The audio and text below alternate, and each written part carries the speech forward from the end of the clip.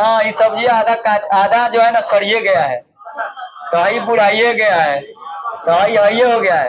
तो देखिए इसका सबसे आसान तरीका है, औरतों सबको पैसा थमा दो, लेके चुपचाप सुनो। Power sharing is desirable in democracy. आखिर डेमोक्रेसी में पावर शेयरिंग जरूरी क्यों है? मेन आपके चैप्टर का ये क्वेश्चन हो सकता है कि आखिर डेमोक्रेसी में जब पावर शेयरिंग पढ़ रहे हैं हम लोग कि पावर शेयरिंग जरूरी क्यों है डेमोक्रेसी में। देखिए इसका दो आंसर, पहला है प्रूडेंशियल रीजन या लॉजिकल रीजन और दूसरा है मोरल रीजन। तो देखिए प्रूडेंशियल रीजन क्या कहता है जी, प्रूडेंशियल या लॉजिकल रीजन हमारा क्या कहता है। तो पहला हम लोग डिस्कस करने चल रहे लॉजिकल रीजन या प्रूडेंशियल रीजन इसको बोलेंगे।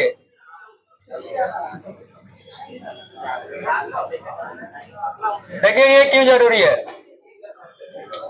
आप लोग साइंस पढ़ते हैं और हम लोग ह्यूमन बीइंग हैं, इंसान के तरह हम लोग सोच सकते हैं, जानवर से हमारा डिफरेंट बुद्धि है, तो हमारे पास लॉजिक है। लॉजिकल रीजन का मतलब होता है तर्क के आधार पर सोचना। तो इसमें ये कहता है कि पावर शेयरिंग जरूरी इसलिए है कि आपके कंट्री में कन्फ्लिक्ट को डिक्रीज करना है। जैसे मान लो एक फैमिली है और फैमिली में कन्फ्लिक्ट में झगड़ा, फैमिली में कोई सामान खरीदना है, जैसे आजकल आए दिन होता है। मैं अपना खुद एक्सपीरियंस बता रहा हूं, जब हम कोई सब्जी खरीद के लेके जाते हैं तो कोई भी सब्जी खरीद के लेके जाओ कितना महंगा, तो मेरी बीवी कहेगी कि हाँ ये सब्जी आधा जो है ना सड़िए गया है, कहीं बुढ़ाइए गया है, कहीं ये हो गया है। तो देखिए इसका सबसे आसान तरीका है, औरतों सबको पैसा थमा दो, लेके चुपचाप सुनिए, लेके जाओ, तुम ही खरीद के लेके आओ। अपने मन से जाएगी ना और सगलो लेके आएगी तो उसको अच्छा लगेगा, तब नहीं कहेगी। क्या बोलो, आप लोग आवाज मत निकालो, मुंह बंद करो। मने अगर अच्छा लेके आती है ठीक है, अच्छा लेके आती है, लेकिन अगर संजोग से खराब भी लेके आएगी ना, अब देखो अगर मान लो हम लोग लेके आते तो ब्लेम करती थी, अब अपने मन से अच्छा लेके आएगी तो ठीक है। अगर हम ही लेके जा रहे हैं तो डेली डेली खराब थोड़ी लेके जा रहे हैं, कोई खराब एक दिन लेके गए, अगर वो डेली डेली अच्छा लेके आ रही है और कोई खराब लेके आई, नहीं कहेगी कि हम खराब लेके आए, कहेगी ना दे दिया है, चाहे उसी में गलती है, अपना गलती नहीं मानेगी। तो पावर शेयरिंग कितना जरूरी है, बहुत जरूरी है। और सब पावर शेयरिंग में नहीं, आप पहले पावर पूरा फाइनेंशियल पावर अपने पास रखे थे कि हम ही सब्जी कर देंगे, बच्चों का कपड़ा हम ही कर देंगे, अपने मन से कोनो बच्चा कपड़ा अपना बाल बच्चा खरीद के लेके जाओ। तो आप लोग की मान लो मम्मी आप लोग के कपड़ा खरीद के लेके पापा लेके जाएंगे ना, तो मम्मी कहेगी भाई छोटे बा भाई अच्छे नहीं गला,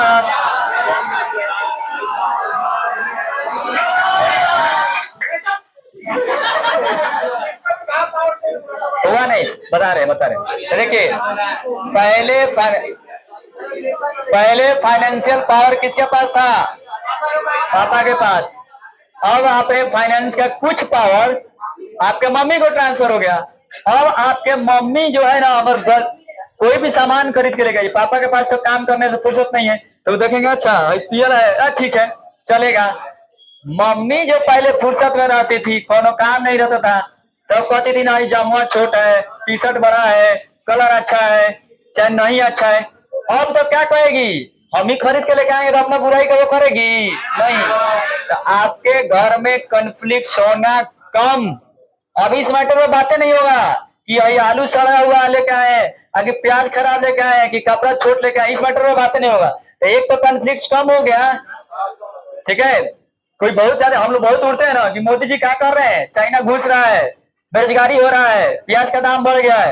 रियली बता रहे हैं, आप लोग इकोनॉमिक्स से बताए 16 लाख करोड़ रुपया इंडिया इस साल कर्जा लेके काम चला रहा है। इतना आसान नहीं है देश चलाना, बड़ी मुश्किल है देश चलाना। 37 लाख करोड़ रुपया देश का खर्चा है 2023 का। अब 22 लाख करोड़ रुपया आमदनी हुआ है भारत के लोगों से, विदेशों मिला जुला कर 22 लाख करोड़ मात्र। 16 लाख करोड़ रुपया भारत सरकार कर्जा लेके इस साल चला रही है। आप लोग को लगता है बाप रे बाप, मोदी जी तो 10 लाख के सूटे पहन रहे हैं, डेली डेली एरोप्लेन। अरे उसके काम है यार, उसके काम का एक पार्ट है वो। अब हम लोग इधर टी शर्ट पहन के चल जाएंगे विदेश घूमने, कैसा लगेगा?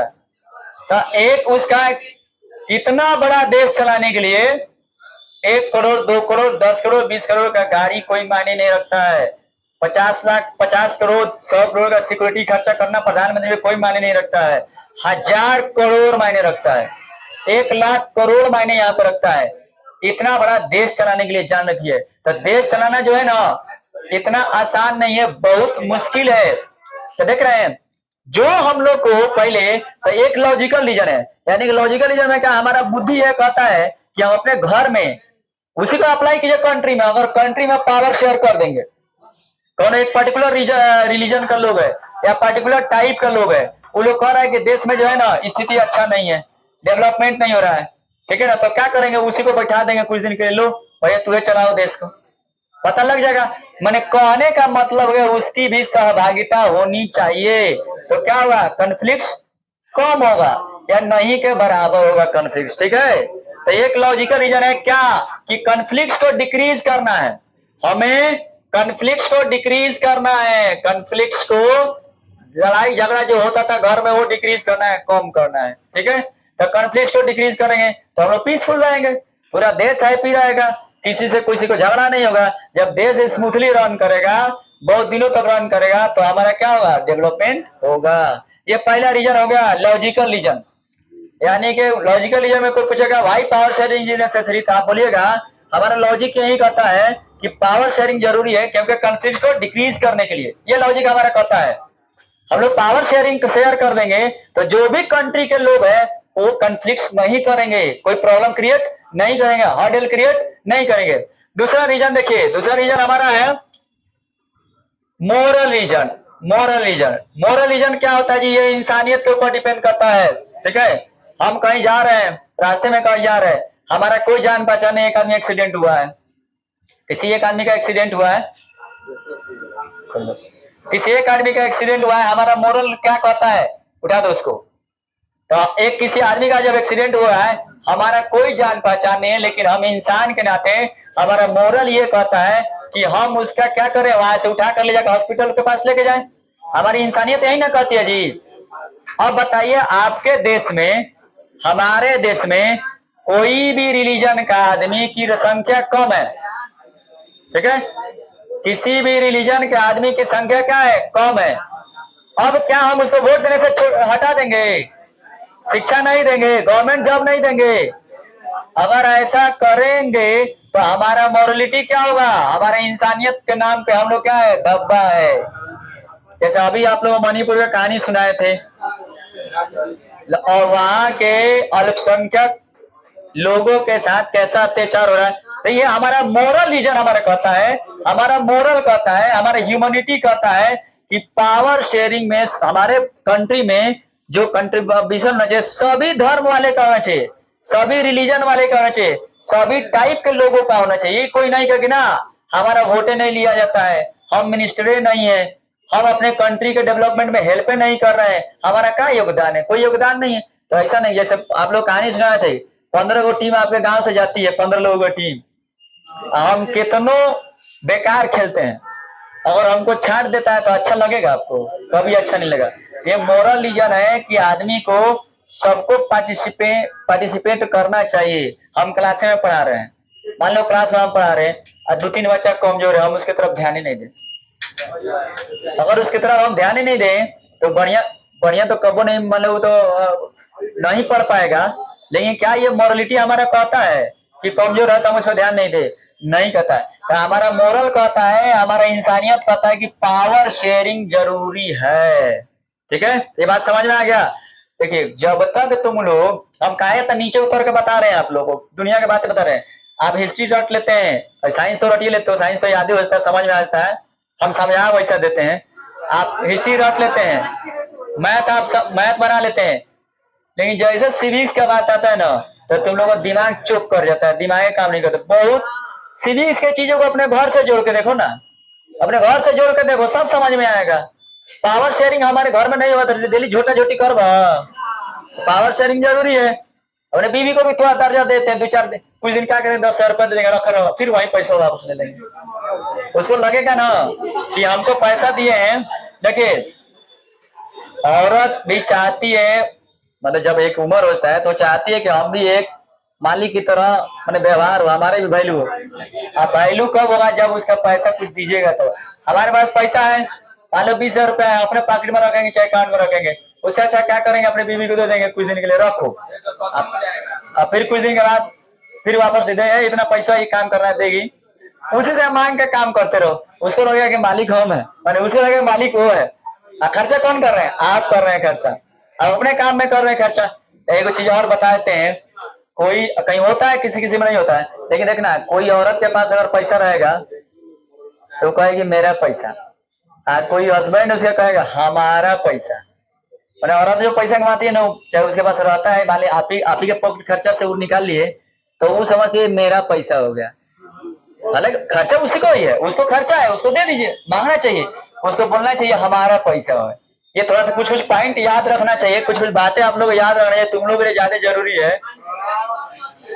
एक सर बोले थे, छोड़ो जाए, टाइम लगा, हम लोग आज अरे बोल रहे थे कि एक घर में गए ट्यूशन पढ़ाने, ठीक है, तो वहां पे जिस घर में गए ट्यूशन पढ़ाने, तो वो भी जो मैडम थी स्कूल टीचर थी। अब वो जो मैडम थी अपने हस्बैंड को इतना बैड ट्रीट की, उतना देर में कह रहे थे 1 घंटा हम रहे, 1 घंटा में जब उनका बात करने का तरीका इतना बैड ट्रीट की ना, कि कल से हम जाना छोड़ दिए। हमको अच्छा लगेगा नहीं लगेगा, क्योंकि हमारे मतलब कोई भी आवाज बात जो बोलती थी ना, उसको हमारे इंडिया में क्या बना हुआ है कि जो भी हस्बैंड है उसको इज्जत से बात करने का हमारा कल्चर है। नहीं, वो देगा जब आप इज्जत से, तो देना चाहिए, वो नहीं देगा तो बेवकूफ है, गधा है, पागल है, वो भी देगा। चलिए यहाँ पे अब आगे आते हैं। आप देखो, पावर शेयरिंग का 2 मेथड। पहला हॉरिजॉन्टल पावर शेयरिंग मेथड, हम लोग पढ़ रहे हैं method of power sharing, method of power sharing. आप देख लो, हम लोग पढ़ तो लिए, क्या पढ़े, एक कंट्री पावर नहीं शेयर करता था, बर्बाद हो गया, एक कंट्री पावर शेयर किया, डेवलप किया, ठीक है ना।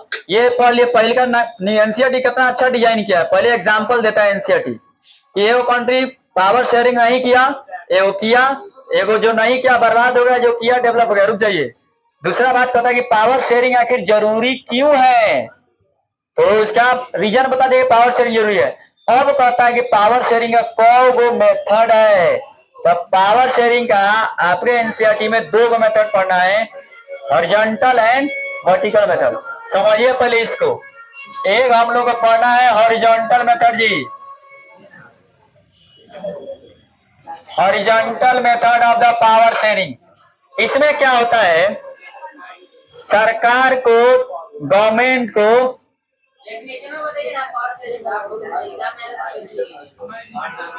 बताते हैं, हॉरिजॉन्टल कोई डिफरेंस नहीं है, एक चीज है। एसएसटी में कोई टाइप्स और मेथड पूछेगा, एक चीज है।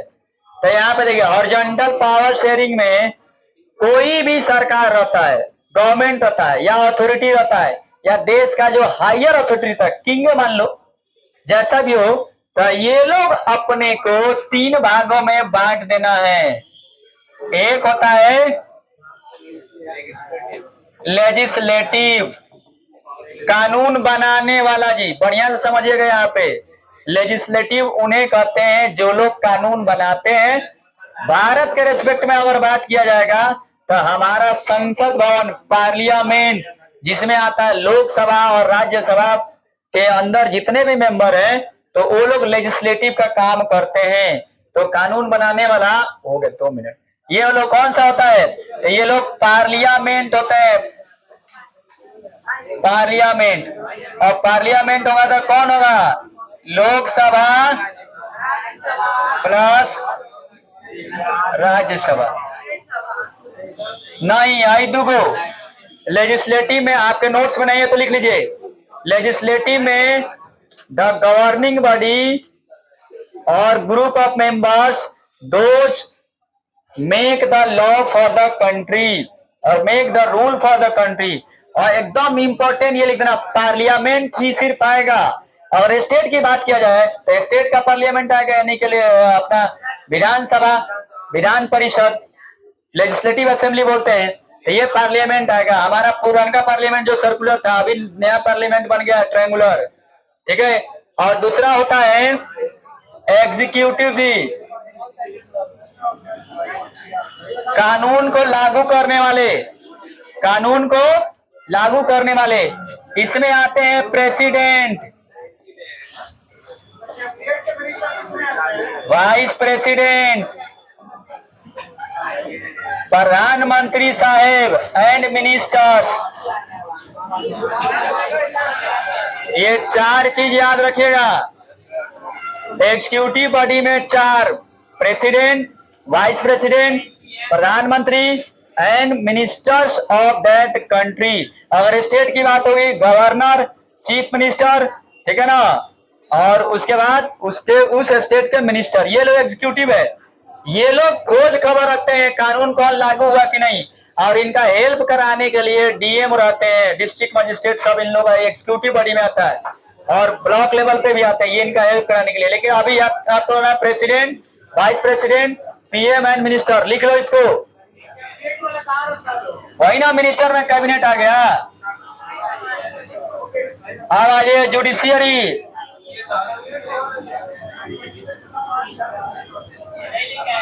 ये लोग अगर कोई लॉ एंड ऑर्डर को ब्रेक कर रहा है तो जुडिशियरी उसके अगेंस्ट में फैसला सुनाता है, जजमेंट सुनाता है। एक और देखिए, इंडिया में, इंडिया के संविधान को समझ पाना बड़ी मुश्किल है।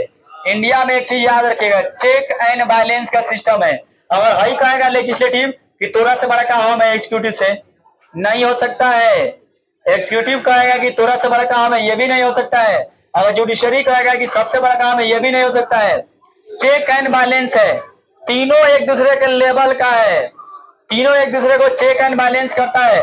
और संविधान में ऐसा दिया गया है, मेथड दिया गया है, तीनों एक दूसरे को कंट्रोल कर सकता है। तो ये हो गया हॉरिजॉन्टल पावर शेयरिंग। अब ये वर्टिकल पावर शेयरिंग क्या होता है?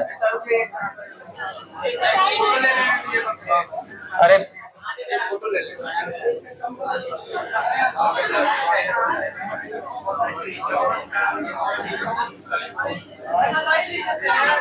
वर्टिकल पावर, देखो जी, वर्टिकल पावर शेयरिंग में देखिए, अपने इंडिया की अगर बात किया जाए तो 3 लेवल का गवर्नमेंट है, सेंटर, स्टेट, पंचायती राज, लोकल गवर्नमेंट। तो इंडिया में 3 लेवल का गवर्नमेंट में बांट दिया गया, सेंटर,